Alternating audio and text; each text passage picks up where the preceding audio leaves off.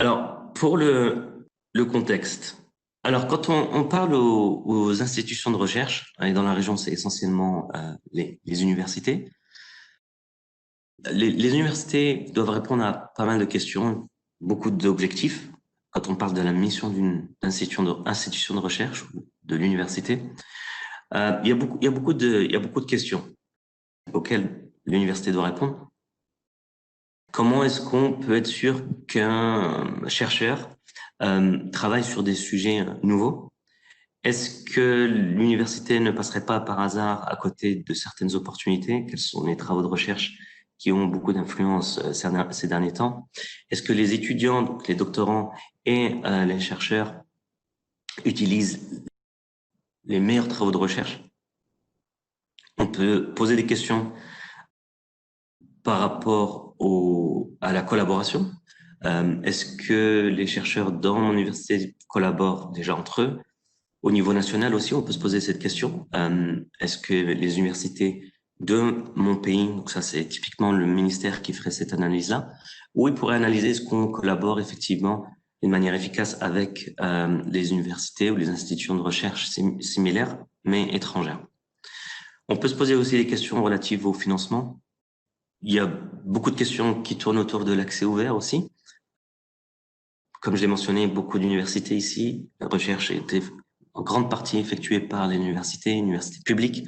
Donc, ils sont financés par les fonds publics. Et donc, la logique serait que ces travaux qui ont été financés par l'argent public soient aussi publics. C'est-à-dire que n'importe qui, n'importe quel citoyen lambda puisse lire vos travaux de recherche et n'ait pas à s'abonner à une revue ou à payer un article pour lire vos travaux de recherche. Pareil aussi avec des accords qui existent entre les institutions ou les gouvernements avec les maisons d'édition, donc les éditeurs de revues. Est-ce qu'il n'y aurait pas la possibilité de négocier ces accords? Il y a beaucoup de questions qui tournent autour des missions de recherche des institutions de recherche, donc les universités ici dans la région en grande partie. Et il y a un point important, c'est la dernière question ici, c'est comment on peut mesurer la performance et justifier de la contribution d'une institution dans le monde qui nous entoure. Il y a aussi l'aspect commercial. Et on essaie de résumer ça dans ce diagramme. L'objectif, c'est toujours de planifier une stratégie. Donc, le premier point, c'est toujours de planifier une stratégie. Quand on parle aux universités, on commence par poser la question, quelle est votre stratégie de recherche? Quelle est votre mission? Qu'est-ce que vous essayez d'apporter en termes de contribution, en termes de recherche scientifique? À partir de là, il nous faut des financements, il faut un minimum de financement pour faire de la recherche. Ensuite, on fait la recherche, on publie les travaux de recherche, les résultats des travaux de recherche. Et ensuite, il y a la partie promotion, c'est-à-dire que on veut essayer d'augmenter la visibilité de nos résultats de recherche. Et enfin, on veut évaluer les résultats.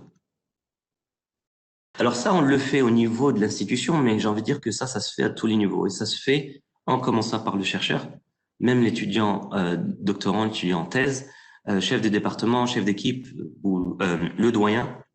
On va se poser ces questions-là. Quelle est la stratégie? Quelle est ma stratégie en tant que chercheur? Quelle est ma stratégie en tant que doyen, en tant que chef d'équipe? Donc, on va se poser ces questions-là. Insights permet de répondre à ces questions. Je vais vous montrer tout à l'heure comment on fait. Et ici, dans le centre, je mets Web of Science parce que Insights utilise les données de Web of Science. La plateforme Insights, c'est une plateforme analytique. OK? C'est pas une plateforme qu'on utilise pour lire les publications, même si on peut le faire d'une certaine façon, mais on va essayer d'analyser et de comparer des entités, donc par exemple des chercheurs, des institutions, des pays, des revues et ainsi de suite. Ok, à travers toutes ces différentes perspectives, d'accord, en termes de financement, en termes de publication et ainsi de suite. Ok.